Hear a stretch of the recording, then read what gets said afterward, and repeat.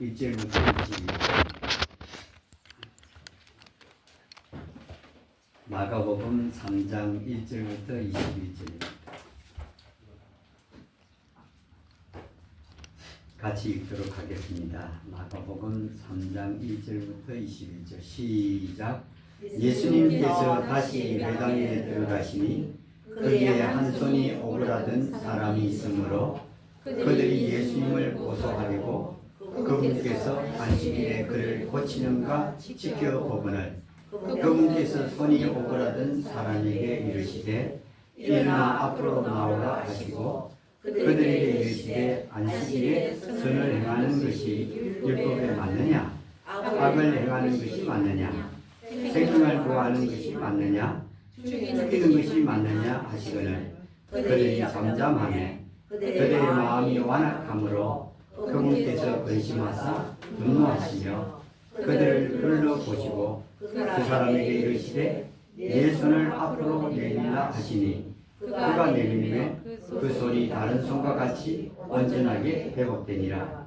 이에 바리새인들이 나가서 즉시 헤롯 당원들과 함께 그분을 대적하며 어떻게 그분을 죽일까 의논하나 예수님께서는 자기 제자들과 함께 바다로 가시니 갈릴리에서부터 큰 무리가 따르며 유대와 예루살렘과 이두메아와 요르단강 건너편과 또 들과 시돈 근방에서부터 큰 무리가 그분께서 큰 일을 듣고 나오므로 예수님께서 몰려드는 것을 피하기 위해 작은 배를 대기시키도록 자기 제자들에게 말씀하셨으니 이는 그분께서 많은 사람들을 고치셨으므로 뼈병에 걸린 자들이 다 그분께 손을 대고자 하여 밀고 들어왔습니다.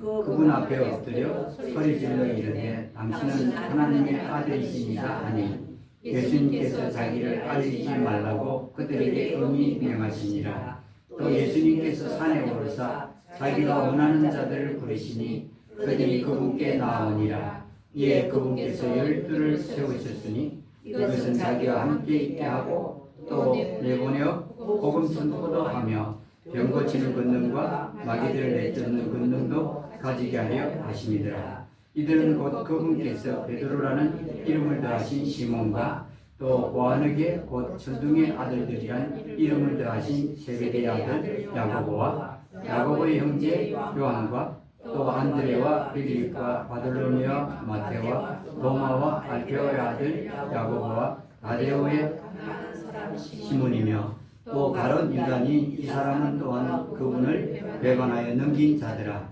그들이 어느 집에 들어가니 무리가 다시 함께 모이고 그들에게 식사할 겨를도 없더라. 그분의 친지들이 그것을 듣고 그분을 붙들려 나오니 사람들이 말하기를 그가 제정신이 아니다 하였습니다. 아멘. 네. 오늘 말씀은 마가복음 3장 1절부터 22절입니다. 제목은 기적과 그 반응들. 오늘 말씀의 제목입니다. 예수님의 기적이죠. 그리고 그 반응들은 어땠나 하는 것을 우리가 함께 보려고 합니다. 여기 예수님께서 이 회당에 가는 그 유대 사회에는 회당들이 마을마다 다 있습니다. 다 있고 예수님께서 어느 지역에 들어가면 주로 회당에 들어가서 말씀을 하셨죠. 그런데 이게 이 본문 말씀에 보니까 회당에 들어가니 거기에 한 손이 오그라든 사람이 있었다 이렇게 말씀을 합니다. 손이 오그라들었다. 그러니까 한쪽 손은 괜찮고 정상이고 다른 한 손은 손이 오그라들었다 이렇게 되어 있습니다. 그 사람의 입장에 들어가 보면 얼마나 이 사람이 생활하는데 불편했을까 힘들었을까 하는 것을 알 수 있습니다. 참 여러분 그래도 일을 해야 될 거 아닙니까? 이 사람 손이 한쪽이 오그라들어도 일을 했을 테고 다른 사람이 하는 일들을 동일하게 했다 이렇게 보았습니다. 이번에 그 안평에서 불이 났을 때 이 안동시 이쪽으로 옮겨 붙었는데 거기에 한 농부가 이 자기 비닐하우스 하나 제외하고는 다 불이 탔어요.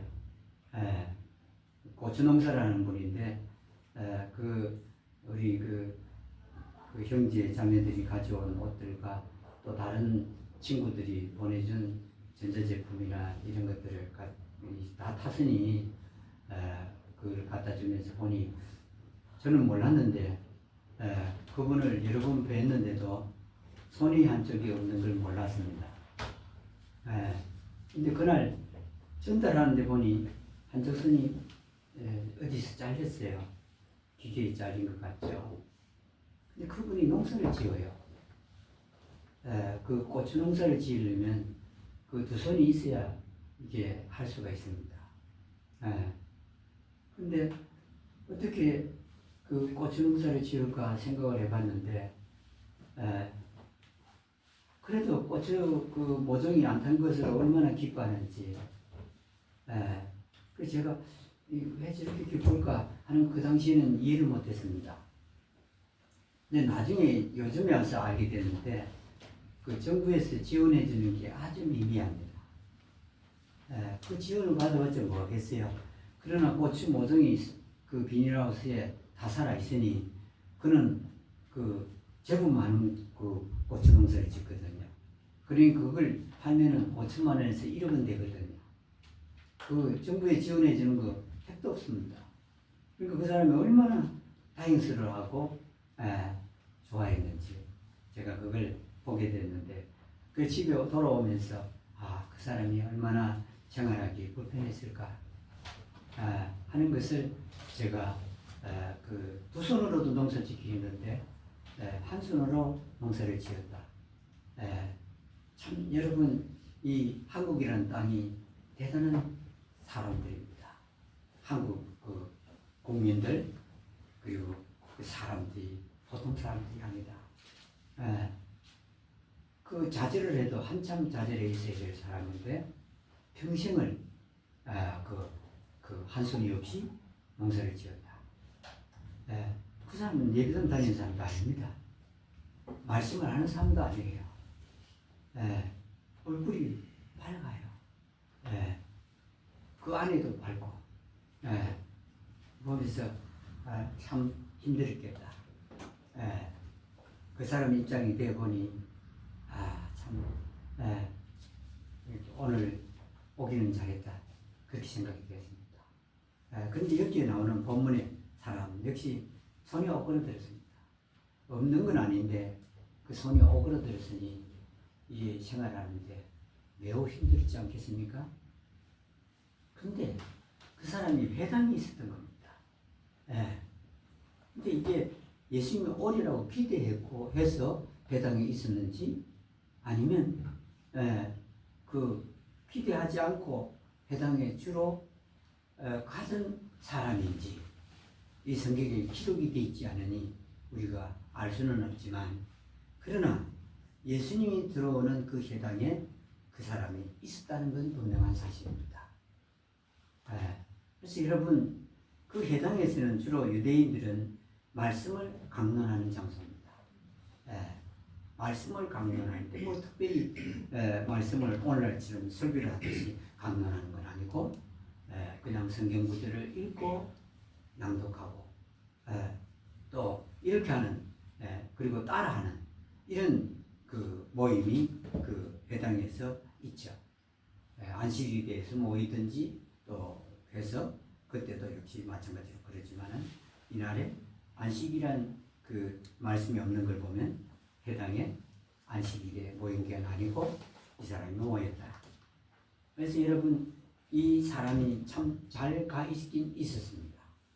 만일에 그날 회당에 있지 않았다면 예수님을 만날 수도 없었고 그랬을 것입니다. 그래서 여러분, 이 내가 생각지도 못하는 복은 그 말씀이 있는 곳에서 늘 일어납니다.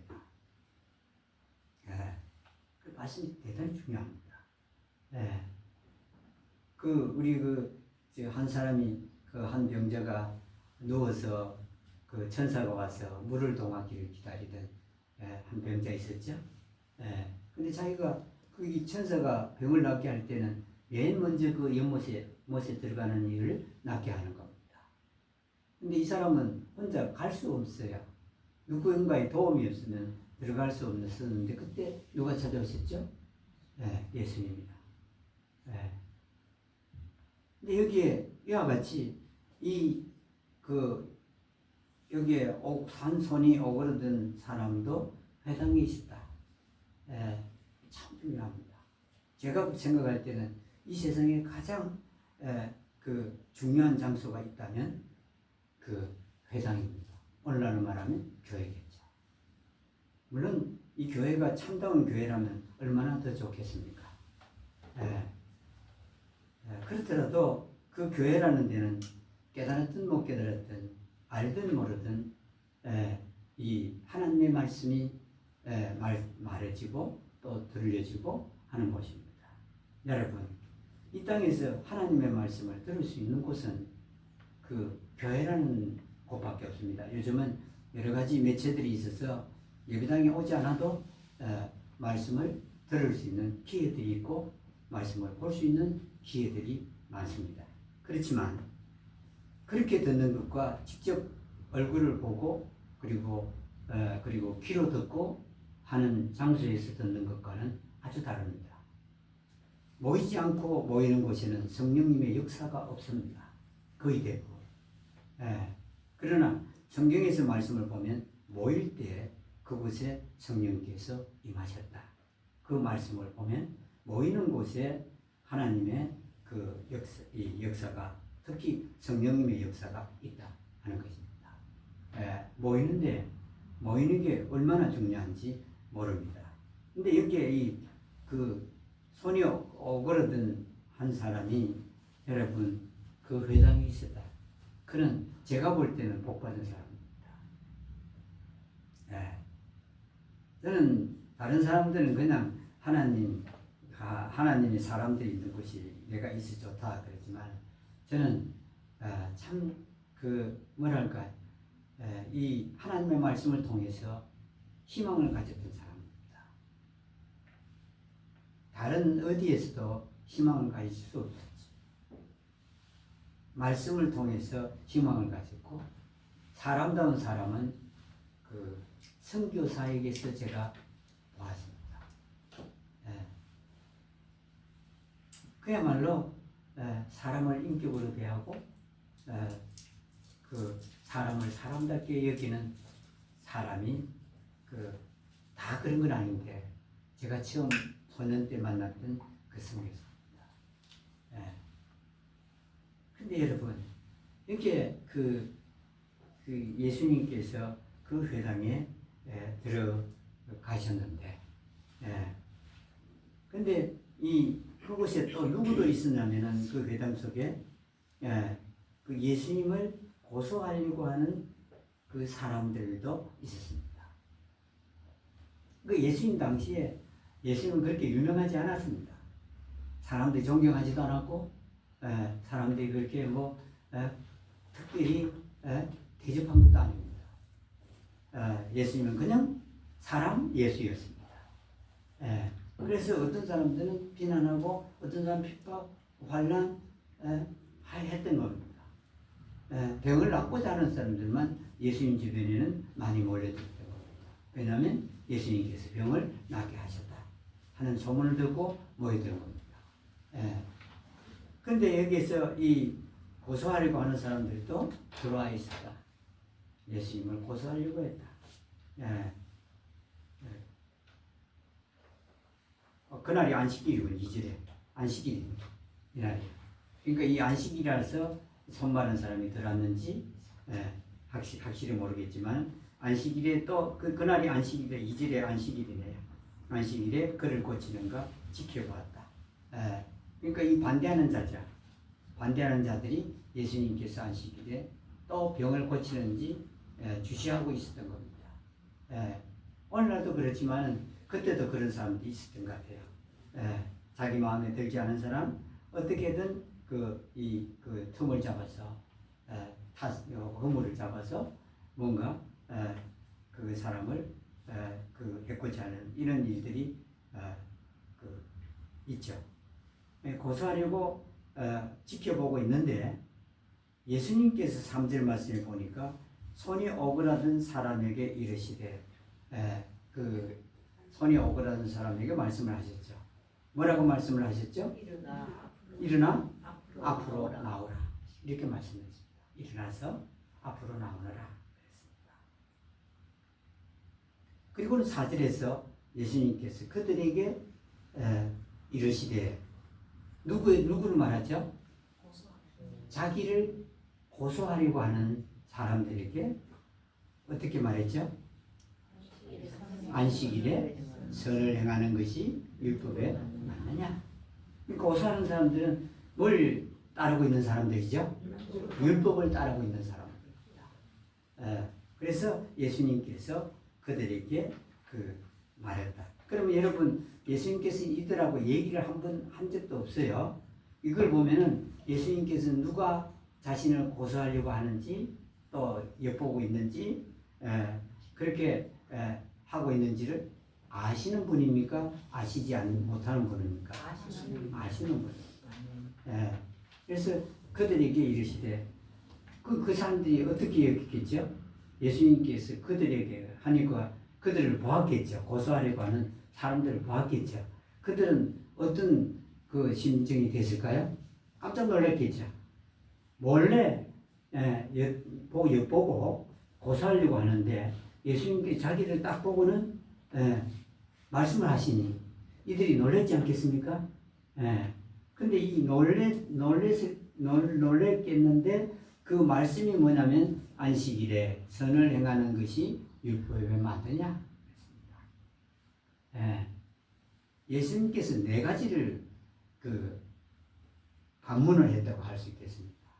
첫 번째는 안식일에 선을 행하는 것이 율법에 맞느냐 하는 거하고, 두 번째는 안식일에 악을 행하는 것이 맞느냐, 세 번째는 안식일에 생명을 구하는 것이 맞느냐, 네 번째는 안식일에 죽이는 것이 맞느냐. 이 네 가지를 물었던 겁니다. 무엇이 맞느냐 이 말입니다. 안식일은 율법에서 정한 거 아닙니까? 안식일에 일도 하지 않고 모여서 하나님 말씀하신 대로 명령한 대로 해야 되는 것이 안식일인데, 그러니까 율법의 그 안식일에 선을 행하는 것이 맞느냐? 율법에 의하면 안식일에 선을 행하는 것이 맞느냐? 여러분 생각에는 무엇이 맞죠? 안식일에 선을 행하는 것이 맞습니까? 율법은 어떻게 되어 있죠? 율법이에요? 율법은 아무 일도 안 해야 됩니다.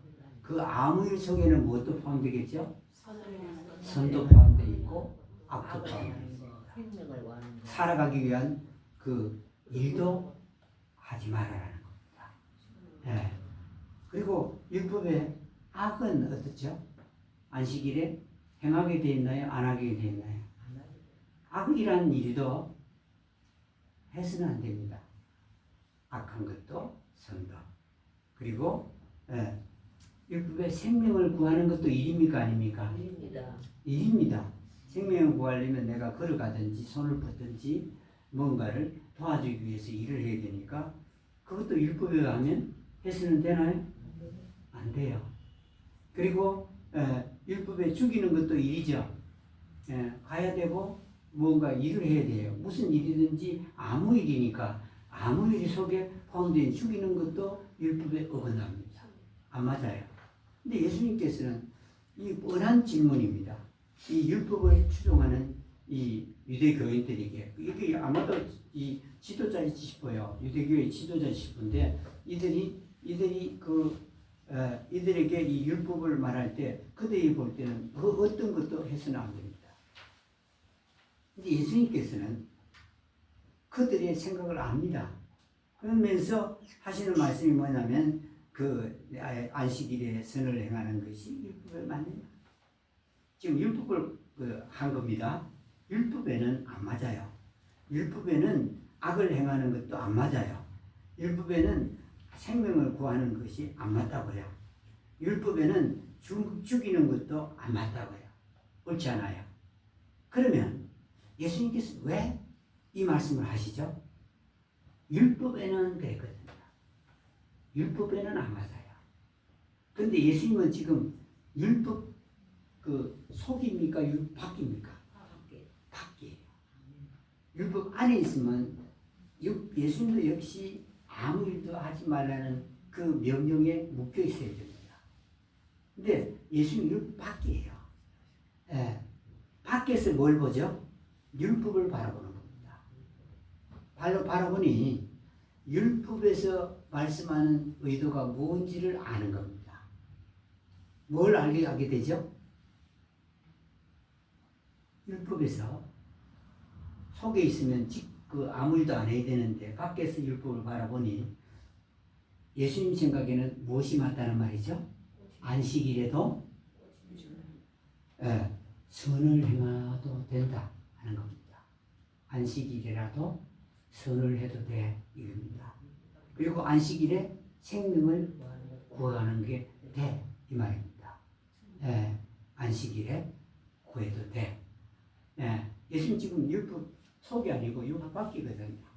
그러니까 예수님은 율법에서 자유합니까? 자유하지 않습니까? 자유합니다. 자유합니다. 완전 자유합니다. 그래서 이 율법에서 자유하니 이 말씀하신 겁니다. 그러니까 이들이 말하지 못했다, 잠잠했다 이렇게 말씀하죠. 왜 잠잠했겠죠? 왜 잠잠했죠? 다른 성경에 보면 잠잠한 이유가 있습니다. 어떻게 하죠? 사람들에게는 이 안식일에 아무 일도 하지 말라고 해놓고는 어떻게 해요? 자기가 자기 양이나 구덩이에 빠졌으면 어떻게 하죠? 건져낸다 그런 겁니다. 자기들의 그 삶을 본 겁니다. 그러니까 아무 말도 못한 겁니다. 자기들이 구덩이에 자기들의 가축이 빠지면 그 건져냈거든요. 건져내니 지금 예수님은 지금 이 말씀 속에서 그 사람들의 심장을 깨뜨린 겁니다. 그들이 대답 못하게끔 되어 있죠. 그렇게 한다 이 말입니다. 그리고 가르치기는 어떻게 가르친 데 있죠? 아무 일도 하지 말아라. 그렇게 가르치니 그 유대교의 종교 지도자들을 특히 바리새인들을 뭐라고 불렀죠? 외식하는 자요, 혹은 해치는 무덤이요. 이렇게 말씀을 했던 걸 보게 됩니다. 이렇게 예수님께서 여기에서 그 말씀을 하니 그들이 대답할 말이 없었고, 그런데 예수님께서는 그 사람들을 5절에 보니까 마음이 어떻다고 그랬죠? 그들의 마음이 완악하다. 완악하다. 마음이 완악하다. 그리고는 근심하시고 분노하셨다. 이렇게 되어 있습니다. 이 고소하려고 하는 사람들의 마음이 완악해서 근심하셨고 분노하셨다. 두 가지의 그 감정을 나타냈죠. 하나는 근심은 왜 그렇죠? 불쌍했다는 뜻입니다. 분노하는 건 예수님의 공의를 드러내기도 하는 것입니다. 분노하시며 그들을 둘러보시고 참 예수님께서 여러분 말씀하시고 또 어떻게 했죠? 자기를 고소하는 자들을 둘러봤다 그랬습니다. 예수님이 어떤 모습을 나타내는 거죠? 둘러보셨다. 완악한 자들을 봤다 이 말이거든요. 뭘 나타내겠죠? 예수님은 그들을 반대하는 자가 아닙니다. 그들이 진리에 이르기를 원했다. 그러니까 봤다. 그 근심의 연장이라고 볼 수 있습니다. 불쌍히 여기는 그 둘러보심이겠죠. 그리고는 손이 그 오그라든 사람에게 내 손을 앞으로 내밀으라. 앞으로 내밀었죠. 그 손이 다른 손과 같이 온전하게 회복되었다. 다른 거 예수님이 하신 게 있나요? 이번 기적에는 예수님 하신 게, 늘 예수님께서는 기적을 행하실 때는 방법을 달리합니다. 그렇죠? 여기에서는 예수님께서 아무것도 안 하고 손만 내밀으라 그랬고, 이 손이 오그라든 사람을 앞으로 내밀었을 뿐입니다. 그런데 내밀자마자 어떻게 됐다고요? 손이 펴졌어요. 네. 그러니까 예수님의 그 기적이 이렇게 그 손이 오그라든 사람에게 나타났죠. 두 손이 다 정상이 됐던 겁니다. 이거 기적입니다. 여러분, 이게 그 평생을 이렇게 손에 오그라들어 있었는데 이게 펴지기가 쉽나요? 제자매님, 의학적으로 쉬워요? 이게 약간 움직이기 위해서 의학적으로는 자칫 물리적인 치료를 해서 이런 거지.